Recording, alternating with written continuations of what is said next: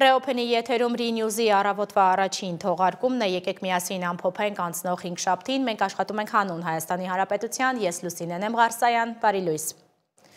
Վազգեն Սաղաթելյանն ու Նարեկ Սամսոնյանը 2 ամսով կալանավորվեցին նախօրեին ազգային անվտանգության ծառայության դիմակավորված ներկայացուցիչները վաղ առավոտյան տնից ձերբակալել էին Իմնեմնիմի փոդքասթի հեղինակներ Նարեկ Սամսոնյանին ու Վազգեն Սաղաթելյանին, պարզվել է, որ Ալեն Սիմոնյանի հաղորդման հիման վրա։ ԱԱԾ ծառայողների իրականացրած ձերբակալությունների այսպիսի պատկերների վերջին տարիներին հաճախ ենք տեսել, արդեն սովորական են դարձել ոչ միայն այսպիսի կադրերը, այլև ձերբակալությունների պատճառները։ Փոդքասթի հեղինակներին մեղադրում են խուլիգանության համար։ Ալեն Սիմոնյանը պնդում է, որ իրեն սպառնացել են։ Փաստաբան Ռուբեն Մելիքյանն էլ պնդում է, որ փոդքասթի հեղինակներն ընդհանրապես պատասխանել են Ալեն Սիմոնյանին, որը Facebook-ում նրանց անվանել էր Շան Լակոտ։ Թե որտեղ է ավարտվում խոսքի ազատությունն ու սկսվում հանցակազմը, ինչպես միշտ հստակ չէ։ Այսօրվա ձերբակալությունները հատկապես աղմկահարույց են, հաշվի առնելով քաղաքական կոնտեքստը։ Փոդքասթի հեղինակները մի քանի օր առաջ 7 ժամանոց հարցազրույց էին վարել երրորդ նախագահ Սերժ Սարգսյանի հետ, հնչել էին հայտարարություններ, որոնք մի քանի օր քննարկվում էին քաղաքական դաշտում։ Առավոտյան ժամը 7-ից դիմակավորված ԱԱԾ-ից են, թե ոստիկանությունից էին, մտել են Վազգենենց և Նարեկ Սամսոնյանի և Վազգեն Սաղաթելյանենց տուն, ուրեմն խուզարկության Ահազանգը հնչեցրեց փաստաբան Ռուբեն Մելիքյանը։ Տղաների բնակարանների խուզարկության պաշտոնական պատճառաբանությունը խուլիգանությունն է։ Ամեն ինչ սկսվեց Սերժ Սարգսյանի հարցազրույցից հետո, որին հաջորդեց բանավոր բախում։ Ազգային ժողովի նախագահ Ալեն Սիմոնյանը վիրավորական արտահայտություն հնչեցրեց հաղորդավարների հասցեին։ Իմնեմնիմի վարողների պատասխանն առավել կոշտ էր, պարունակելով անձամբ Ալեն Սիմոնյանի ու նրա հարազատի հասցեին վիրավորանքներ։ Փաստաբան Ռուբեն Մելիքյանը չի կարողացել մուտք գործել բնակարան, որտեղ խուզարկություններ էին իրականացնում։ Այս դուրնա, այս էլ ես, այսպես, կարելա չէ։ Մի հատ խնդրում եմ դուրը բացեք, փաստաբանն է։ Ձերբակալություններից հետո անտիֆեյքի գրասենյակում իրականացվեց խուզարկություն, վերցվեց ողջ տեխնիկան։ Ձերբակալվածների փաստաբանները պնդում են, որ սա ոչ միայն անհիմն քրեական հետապնդում է, այլև լրատվամիջոցի գործունեությունը խափանելու փորձ։ Նարեկ Սողոմոնյանի եւ Վազգեն Սաղաթելյանի դեմ նման գործերն առաջինը չեն։ 1.5 տարի առաջ նույն մեղադրանքով էին կանգնել դատարանի առաջ։ Փաստաբան Արսեն Բաբայանի խոսքով դատախազն էլ նույնն է։ Իրենք նաեւ իմ տեղեկություններով արգրավել են անտիֆեյքի ամբողջ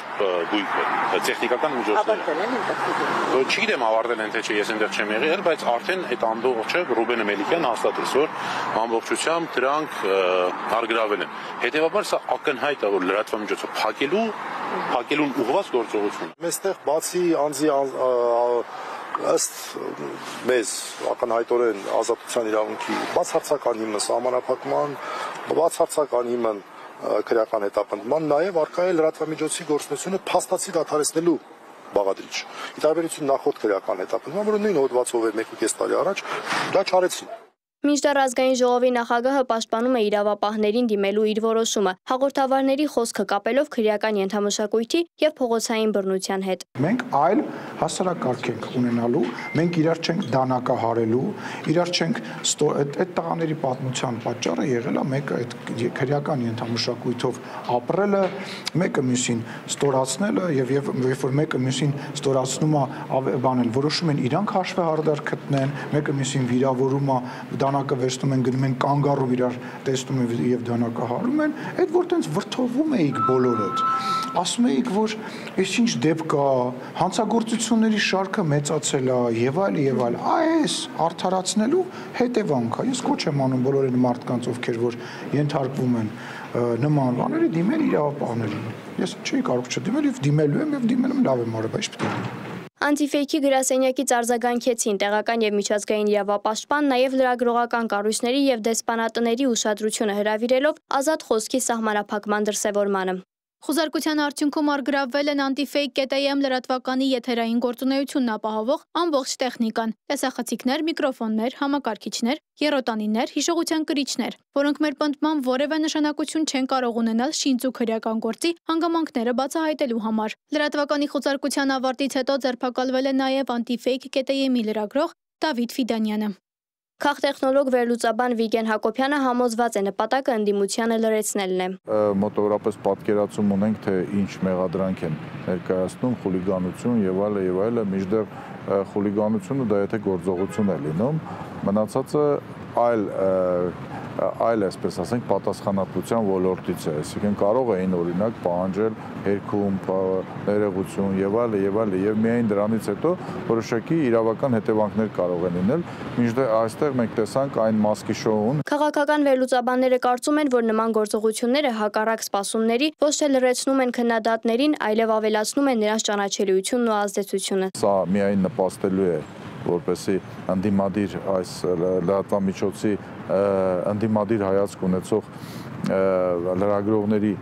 ճանաչելիությունը ոչ միայն ավելանալու է, այլ նաև իրենց ազդեցությունն է ավելանալու։ Սա միանշանակ է։ Բանավեճն այժմ կենտրոնացած է այն հարցի շուրջ, թե ինչպես են այս իրադարձությունները ազդելու երկրում խոսքի ազատության վրա։ Արդյոք իշխանությանը քննադատողները կգտնեն իրենց կարծիքն արտահայտելու նոր ավելի զգույշ ձևակերպումներ քրեական հետապնդումից խուսափելու համար։ Եթե քաղաքական հետապնդումը լինելու է կոնկրետ խոսքի համար, ապա այն մարդիկ, ովքեր որ ընդդիմադիր են այսօրվա իշխանություններին,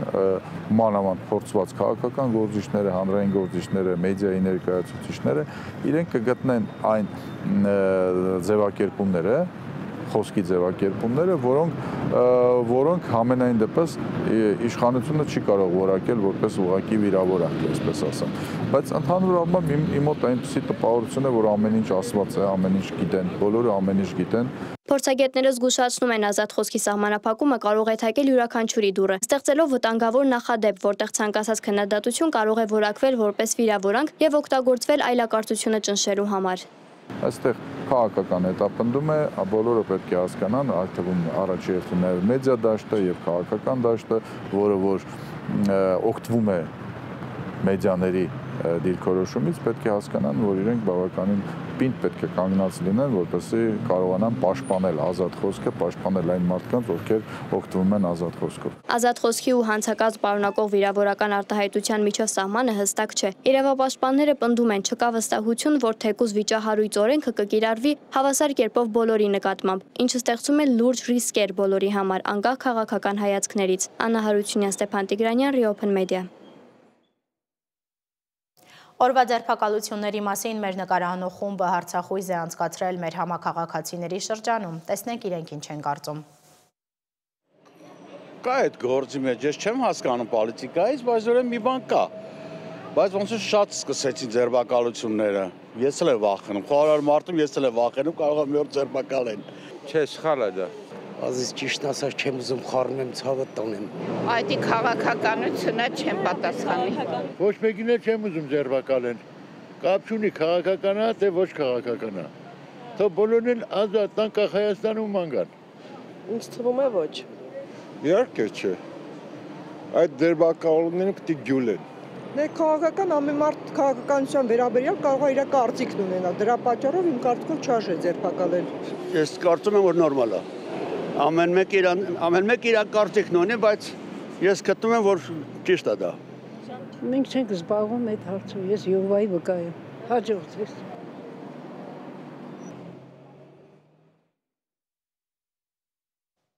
Հինգշաբթին բուռն էր նաև Հայաստանի էլեկտրական ցանցերի համար, որի գլխին մութ ամպեր են կուտակվում։ Հանրային ծառայությունները կարգավորող հանձնաժողովը քննարկում էր էլեկտրաէներգիայի բաշխման հեծի լիցենզիան դադարեցնելու հարցը։ Հեծի շուրջ զարգացումները սկսվեցին Սամվել Կարապետյանի հայտնի հայտարարությունից ու ձերբակալվելուց հետո, թեև իշխանությունը պնդում է, որ քաղաքական ոչինչ այստեղ չկա։ Նիստին հետևել է իմ գործընկեր Անի Հովանիսյանը։ Քննարկվում է Հայաստանի էլեկտրական ցանցերին լիցենզիայի ցրկելու հարցը։ Տեսեք ում եք աշխատում։ Դուք նույնպես։ Արտոնագրի ցրկելու համար հեծի ժամանակավոր կառավարիչ Ռոմանոս Պետրոսյանը 3 պատճառ է ներկայացնում։ 2025-ի հունվարին հեծի ավտոմատացված հաշվառման համակարգը խափանվել է։ Ջնջվել են հեծի էլեկտրաէներգիայի հաշվառման ավտոմատացված համակարգերի վերջին 7 տարիների տվյալները։ Հեծի թերհավաքագրումներն ու հավելագրումները։ Տաշիր գրուպի մեջ մտած այլ ընկերությունների համար ֆինանսական երաշխիքների տրամադրումը։ Սրանով կարող կարող էր վտանգվել, սպառողներին հոսանքի մատակարարումը, կարող էին ստեղծվել ֆինանսական եւ անվտանգային խնդիրներ։ Իշխող քաղաքացիական պայմանագիր խմբակցության քվեարկության արդյունքում էներգետիկայի մասին օրենքում հուլիսին կատարած փոփոխությունները ենթադրում են, որ հեծը պետք է ճանաչվի հանրային գերակաշահ, գնահատվի ընկերության արժեքը, ապա փոխհատուցում տրամադրվի ընկերության սեփականատիրոջը։ Հանրային ծառայությունների կարգավորման հանձնաժողովի որոշման նախագիծը նաև սահմանում է. Հեծի կառավարիչ շարունակելու է մնալ ԿՊԱ-ական Ռոմանոս Պետրոսյանը։ Հակակոռուպցիոն կոմիտեում եւ քննչական կոմիտեում նախաձեռնված են 1.5 տասնյակից ավելի քրեական վարույթներ, որտեղ քննվում են բոլոր այն փաստերը եւ կտրվեն այդ փաստերին քրեաիրավական գնահատականներ, որոնց մասին ես քիչ առաջ մատնանշեցի։ Նիստի սկզբում Տաշիր կապիտալի ներկայացուցիչները բացարկի միջնորդություն ներկայացրին հանձնաժողովի նախագահ Մեսրոպ Մեսրոպյանի նիստին մասնակցության վերաբերյալ։ Այն միաձայն մերժվեց։ Վարչապետ Նիկոլ Փաշինյանը ճեպազրույցներից մեկի ժամանակ պնդել էր. կառավարությունը չի կատարելու Հայաստանի էլեկտրական ցանցերի բռնագանձման քայլերն արգելող Ստոկհոլմի արբիտրաժի հրատապ որոշումը։ Ապա հայտարարել էր հակառակ դիրքորոշում ունեցող պաշտոնյաները պետք է լքեն գործադիրը։ Արբիտրաժային դատարանում մենք հաղթել ենք եւ մեր դիրքորոշումները պնդել ենք, այդքան բան։ ՀՑԿՀ-ն հետաձգեց հեծի բաշխման արտոնագրի չեղարկման ժամեր տևած քննարկումը։ Նիստը կվերսկսվի նոյեմբերի 14-ին։ Անի Հովանեսյան, Ռեոփեն մեդիա։ Վերաքննիչ հակակոռուպցիոն դատարանի դատավոր Կարեն Ամիրյանը մերժել է գործարար Սամվել Կարապետյանի պաշտպանների բողոքը եւ գործարարը կշարունակի մնալ կալանքի տակ։ Հիշեցնեմ, Կարապետյանը հունիսից անազատության մեջ է եկեղեցուն պաշտպանելու վերաբերյալ հարցազրույցից հետո։ Միքայել arczepiskopos Աճապահյանի պաշտպանները վերաքննիչ բողոք են ներկայացրել առաջին ատյանի դատարանի դատավճռի դեմ։ Պաշտպանները խնդրել են ամբողջությամբ բեկանել դատավճիռը եւ կայացնել նոր դատական ակտ, ճանաչել եւ հռչակել գերաշնորհ Միքայել arczepiskopos Աճապահյանի անմեղությունը։ Հիշեցնեմ, Շիրակի թեմի առաջնորդը դատապարտվել է 2 տարվա ազատազրկման։ Ազգային ժողովում այդ ընթացքում բյուջեի քննարկումներ են, բայց իշխանության ներկայացուցիչները խոսել են նաև Ռոբերտ Քոչարյանի ու Կաթողիկոսի մասին։ Պաշտպանության նախարարն էլ անդրադարձել է պաշտպանական բյուջեի կրճատման շուրջ ընթացող բանավեճերին, ավելի ճիշտ ներկայացրել բյուջեի վերջին տարիների դինամիկան։ Հաշվի առնելով Ադրբեջանի ռազմական բյուջեի ավելացումը, այս հարցը հատկապես զգայուն թեմա է դարձել ու իր հաստատուն տեղն է գտել ներքաղաքական օրակարգում, բայց այլ ուղղություններով էլ հետաքրքիր զարգացումներ կան, եկեք դիտենք ռեպորտաժն ու վերադառնանք։ Ազգային ժողովում քննարկում էին 2026 թվականի բյուջեն ու հիշում նախորդ տարիների բյուջեները, ինչ որ կերպ այս քննարկումների մեջ տեղավորվեց նաև եկեղեցին։ Իրական հոգևոր արժեքներ կրող քաղաքացիները մեր կողքին են եւ մենք բոլորս միասին կարողանալու ենք շատ շուտով վեհարանը իրականում վերադարձնել վեհին։ Իսկ Քրիստինե Վարդանյանը հեգդանքով է արձագանքում իշխանական падգամավորին, ասում է 10 թեմերից 3-ի առաջնորդները ձերբակալված են։ Արդյոք դա պատահական է։ 10 թեմ ունի Հայաստանի Հանրապետությունը։ 10 թեմ։ Ինչ եք կարծում, քանի թեմի առաջնորդը հենց հիմա, երբ որ ես խոսում եմ, բանտում։ 3։ Չէ, սա հանկարծ սխալ չհասկանաք։ Սա բան է, եկեղեցու դեմ արշավ չի։ Չէ, կապ չունի դա որևէ կերպ եկեղեցու արշավի, վեհափառի նկատմամբ արշավի հետ։ Պատահականություն է։ Ուղղակի հենց Ադրբեջանի հոգևոր առաջնորդը մեր եկեղեցու մասին խոսեց նույն Փաշինյանի հայտարարություններով,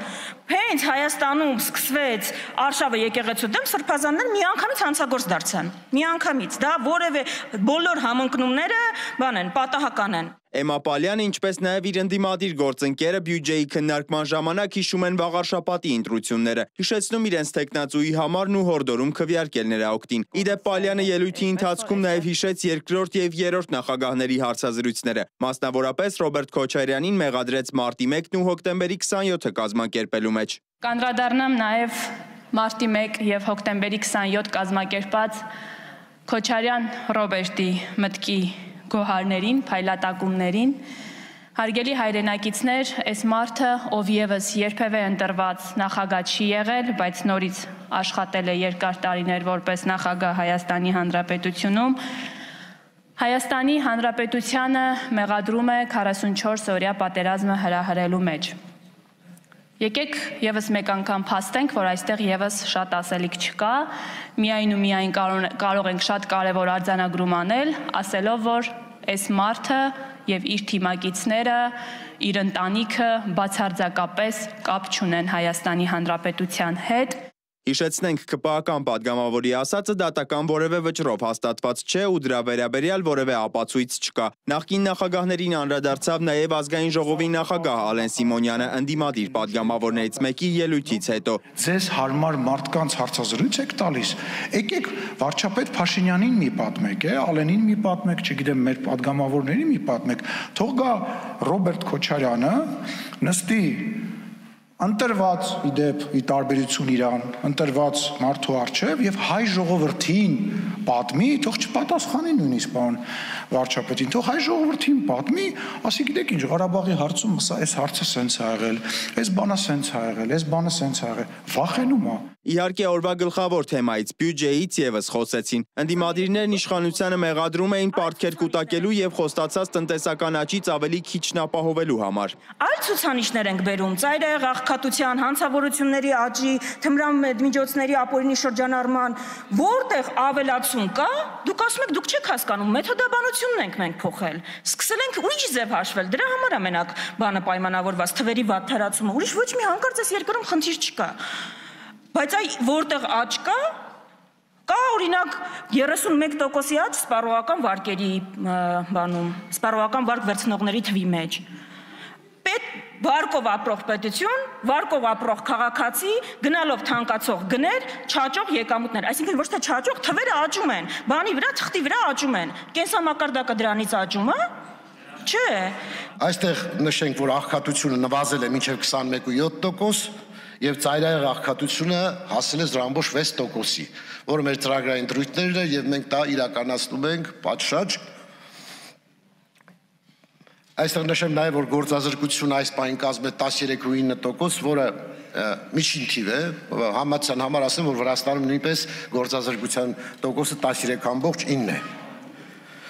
Հիմա այս վերլուծությունը ինչ է բերում, որ եթե ամփոփենք, ստացվում է, որ մեր ընդհանուր բյուջեն 2026-ին մոտ 2.5 անգամ մեծ է 18-ի համեմատ, սոցիալական պաշտպանությունը աճել է 143%-ով, կրթության ոլորտը 180%-ով, առողջապահությունը 151%-ով։ Կապիտալ ծախսերը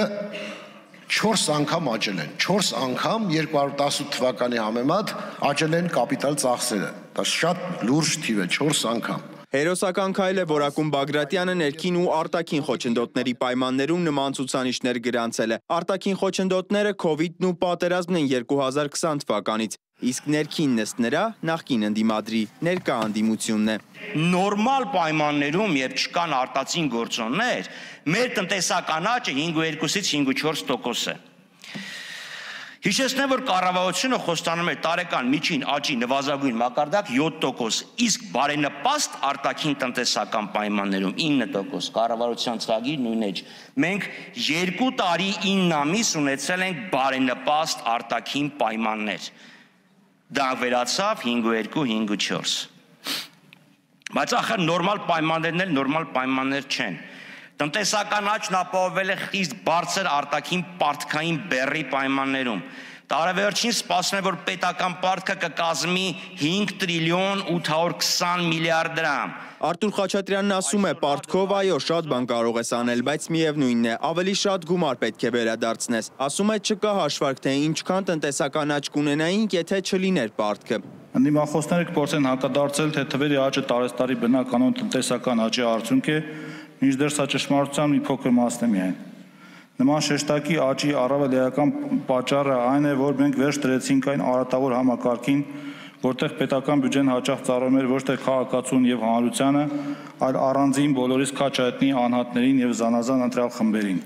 Նիստին ներկա պաշտպանության նախարար Սուրեն Պապիկյանը ներկայացրել է պաշտպանական բյուջեի աճի դինամիկան սկսած 2018-ից։ Խոսել է նաև ոլորտային վարժարանի եւ ակադեմիայի կրթության մասին, նշելով վերջինում դիմորդներն ավելացել են 26%-ով։ 2018 թվականին պաշտպանական ծախսերը կազմել են 245 միլիարդ դրամ։ Արտարժույթով դա կազմում է 640 միլիոն դոլար։ 2025 թվականին պաշտպանական ծախսերը կազմել են 667 միլիարդ, որը կազմում է 1 միլիարդ 741 միլիոն 604 հազար դոլար, այսինքն պաշտպանության ոլորտի ծախսերն ավելացել են 1.1 միլիարդ դոլարով։ 2023, 24, 25 եւ արդեն 26 թվականին կատարված եւ կատարվելիք ծախսերը, ինչպես երեք եմ նաեւ նշել, աննախադեպ են։ Իսկ Գեղամ Մանուկյանը բանակային մի շարք այլ խնդիրներից խոսեց ու վարկած առաջ քաշեց, թե ինչու կարող է պաշտպանական բյուջեն կրճատված լինել։ Որովհետև դա արտաքին քաղաքական ուղերձ էր, որտեղ այս իշխանության քաղաքական կրեդոյի ուղերձն էր, որ մենք կուճրտելու ենք, մենք բյուջեն բանակի կրճատում ենք, ուղղված Բաքվին, ուղղված Թուրքիային եւ այլ ոչ բարեկամ երկրների։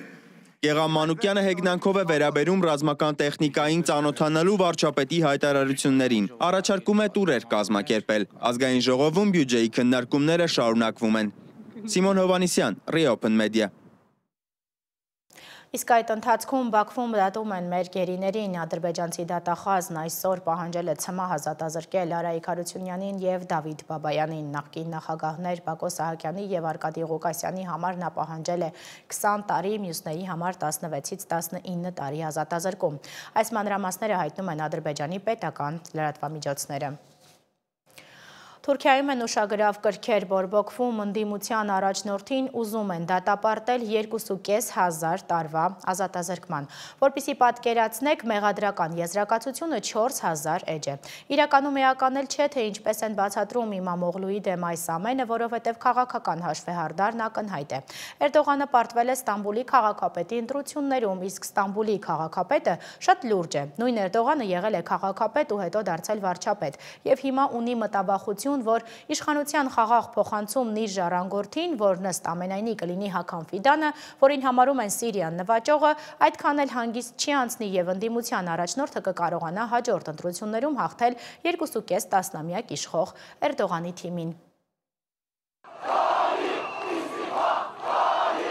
Ռեջեփ Թայիփից հրաժարական են պահանջում Թուրքիայի փողոցներում։ Վերջի վերջո այս մարդամեկին պիտի ճանապարհենք։ Այս երկրի ապագա առաջնորդը վաղվա մեր նախագահը Էքրեմ Իմամօղլուն է։ Ստամբուլի բանտարկված քաղաքապետ Էքրեմ Իմամօղլուի Էրդողանի քաղաքական մրցակցի ու թշնամու աջակիցներին փողոց է դուրս բերել դատախազության абսուրդային պահանջը դատապարտել ընդդիմության լիդերին 2352 տարվա ազատազրկման։ Այո, դուք ճիշտ լսեցիք։ Այս թվից ապշած է նաև միջազգային մամուլը։ Reuters-ից Guardian Թուրքիան անվանում են երկիր, որտեղ ժողովրդավարության էրոզիա է։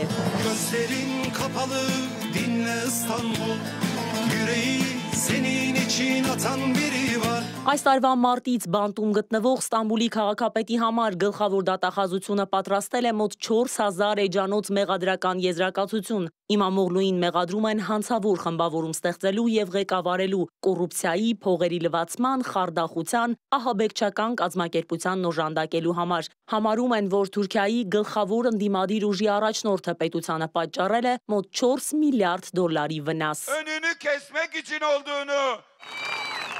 Զանգվածային ցույցի դուրս եկածները կասկած անգամ չունեն, որ Էրդողանի սիրտը վախեցած է Ստամբուլի ընտրություններում ընդդիմությանը պարտվելուց հետո ու 2028-ին հենց Իմամօղլուն կարող է իրեն հաղթել։ Չէ որ հետաքրքիր զուգադիպությամբ Էրդողանն էլ բանտ նստելուց ու Ստամբուլի քաղաքապետ դառնալուց հետո ընտրվեց Թուրքիայի նախագահ։ Դափ-դատարկ են անվանում Իմամօղլուի կուսակիցները նրա դեմ մեղադրանքները, պահանջում են ուղիղ եթերով հեռարձակել դատերը, որ Թուրքիայի հանրությունն էլ տեսնի ինչերի է պատրաստ Էրդողանի իշխանությունը հանուն իրենց աթոռների։ Մեր ընկերներն անմեղ են։ Մեղադրական եզրակացությունը Իմամօղլուի եւ մյուսների դեմ զրփարտություն է։ Ոչ թե դատարկ է, այլև ամբողջովին դատարկ է։ Այն ամբողջովին դատարկ է։ Իմամօղլուն 2019-ին ընտրվեց 16 միլիոնանոց Ստամբուլի քաղաքապետ, 2 անգամ հաղթելով Էրդողանի կուսակցության թեկնածուին։ Նրան աջակցեց նաև ընդդիմադիրներից Ժողովուրդների դեմոկրատական կուսակցությունը, որի նախկին падգամավորներից Գարո Փայլյանը Reopen-ի տաղավարում խոսեց Թուրքիայի ժողովրդավարության հետընթացից։ 2010-ականներից հետո Եվրոպան ցավոք արհամարանք ցուցաբերեց Թուրքիայի նկատմամբ։ Ասաց դուք մահմետական մեծամասնություն ունեցող երկիր եք։ Սարկոզին եւ Մերկելը ցավոք այս սխալն արեցին։ Ասացին դուք երբեք չեք կարող լինել Եվրոպական միության անդամ։ Իսկ Էրդողանը, որը օպորտունիստ էր, ասաց, եթե դու ինձ չես ուզում, ես էլ քեզ չեմ ուզում։ Ինչ եղավ արդյունքում Թուրքիան հեռացավ այդ արժեքներից, այսինքն դեմոկրատական արժեքներից։ Ֆրանսիացի քաղաքագետ, պատմական գիտությունների դոկտոր Ալեքսանդր Դելվալը իմ գործընկերոջ հետ զրույցում ասում է, Էրդողանը հանուն իշխանության պատրաստ է անգամ ամենածայրահեղ ուժերի հետ դաշինք կազմել։ Նա խորամանկ է, կարող է փոխել ռազմավարությունը եւ միաժամանակ մի քանի ռազմավարություն ունենալ։ Իշխանությունը պահպանելու համար նա դաշինք կնքեց ծայրահեղ ՄՀՊ շարժման պանթյուրքիստների հետ, Գորժ Գայլերի քաղաքական թևի։ Ու այդ ամեն ինչի պատրաստ Էրդողանն այնքան առաջ է մտածում, որ անգամ չեղյալ է համարել Իմամօղլուի դիպլոմը, որի պատճառով նա հնարավոր է չկարողանա առաջադրվել նախագահական առաջիկա ընտրություններին։ Լիլիթ Մուրադյան, Reopen Media։ Թուրքիայի հարևան Իրաքում էլ ընտրություններ են եղել, բայց այստեղ ոչ այնքան արդյունքն է էական, որքան ներիրաքյան փխրուն հավասարակշռությունը, որն ամեն րոպե կարող է փլուզվել։ Քուրդիստանի ինքնավարությունը հյուսիսում, իրանամետ ուժերը հարավում, նրանց զինաթափելու ամերիկյան պահանջները կենտրոնում։ Եթե շատ ընդհանրացնենք այս բազմագույն արևելյան խճանկարը, հենց այսպիսի պատկեր կստանանք։ Ու եթե սրան գումարենք հենց Թուրքիայի ռազմական պարբերական հարձակումները Իրաքի ճակատագիրը մեղմ ասած անկայուն է թվում, ու սա այն երկիրն է, որտեղ ցանկացած ապակայունացում ինքնստինքյան ազդում է ամբողջ տարածաշրջանի վրա եւ հիմա կա հենց դրա ռիսկը։ Իրաքում կայացած խորհրդարանական ընտրությունում հաղթանակ է տարել վարչապետ Մոհամեդ Շիա ալ-Սուդանիի գլխավորած կոալիցիան։ Սակայն այս հաղթանակը տեղի է ունենում հասարակության, հատկապես երիտասարդների շրջանում աճող անվստահության ֆոնին, որոնք քաղաքական համակարգը դիտարկում են որպես կոռումպացված վերնախավերի համար երկրի նավթային հարստությունը բաժանելու գործիք։ Ընտրական հանձնաժողովը հայտնել է, որ ընտրություններին մասնակցությունը կազմել է 56.11%։ Ընտրություններում իր հաղթանակի առիթով վարչապետը ժողովրդին է շնորհավորել։ Մեր շնորհավորանքներն ենք հղում ձեզ։ 6-րդ գումարման ներկայացուցիչների խորհրդի ընտրություններում ձեր դաշինքի հաղթանակի եւ առաջին տեղը զբաղեցնելու կապակցությամբ։ Ես ողջունում եմ ձեզ եւ բարձր եմ գնահատում ձեր ջանքերը, որոնցով Իրաքի պատմության մեջ նոր ու պայծառ էջ եք գրում։ Իրաքի 329 տեղանոց օրենսդիր մարմնում ոչ մի կուսակցություն ի վիճակի չէ ինքնուրույն կառավարություն կազմել։ Հետևաբար կուսակցությունները պետք է դաշինքներ կազմեն մանր խմբակցությունների հետ վարչակազմ ձևավորելու համար։ Այս գործընթացը հաճախ տևում է ամիսներ եւ լի է լարվածությամբ։ Նոր կառավարությունը պետք է կարողանա մանևրել Միացյալ Նահանգների եւ Իրանի ազդեցության միջև առկա փխրուն հավասարակշռության պայմաններում, կառավարել Իրանին ավելի մոտ տասնյակ զինված խմբավորումներ, որոնք ավելի շատ ենթարկվում են իրենց առաջնորդներին, քան պետությանը, եւ այս ամենի հետ մեկտեղ դիմակայել Վաշինգտոնի աճող ճնշմանը, այդ զինյալներին զինաթափելու պահանջով։ Քաղաքական առաջնորդների մեծամասնությունն ունի քաղաքական կամք, որը Իրաքի վերականգնման ցուցիչներից մեկն է։ Կայունության հասնելը ենթադրում է կառավարության ձևավորման համար պահանջվող ժամանակի կրճատում։ Հետևաբար այսօր ընտրատեղամասերի փակելուց եւ արդյունքների հրապարակումից հետո մենք կապահովենք արագ վերադարձ լուրջ խորհրդակցություններին կառավարության ձևավորումը վերջնականացնելու համար։ Իրաքում ընտրողների ակտիվությունը նվազում է, քանի որ շատերը կորցնում են հավատը քաղաքական համակարգի հանդեպ։ Պատճառներն են զինված խմբեր ունեցող կուսակցությունների գերիշխանությունը, համատարած կոռուպցիան եւ վատ կենսապայմանները։ Վերլուծաբանները նշում են, որ սա խորացնում է անտարբերությունը մի համակարգի հանդեպ, որը շահավետ է միայն փոքր խմբի համար։ Ազդեցիկ շիա առաջնորդ Մուկթադա Աս-Սադրը, որն ունի միլիոնավոր հետևորդներ եւ դեմ է Միացյալ Նահանգների եւ Իրանի ազդեցությանը ենթարկվելուն, բոյկոտել է ընտրությունները, դաշտը թողնելով իրանամետ մրցակիցներին։ Թեև Աս-Սադրը նախկինում հաղթել է ընտրություններում, սակայն չկարողանալով կառավարություն ձևավորել, հեռացել է քաղաքականությունից։ Այնուամենայնիվ նա մնում է անկանխատեսելի ուժ, որը կարող է ցանկացած պահի մեկ կոչով ոտքի հանել ու մոբիլիզացնել իր կողմնակիցներին։ Այս անգամ սակայն շիա առաջնորդը չի մասնակցել քվեարկությանը, սակայն իր ուժը ցուցադրել է։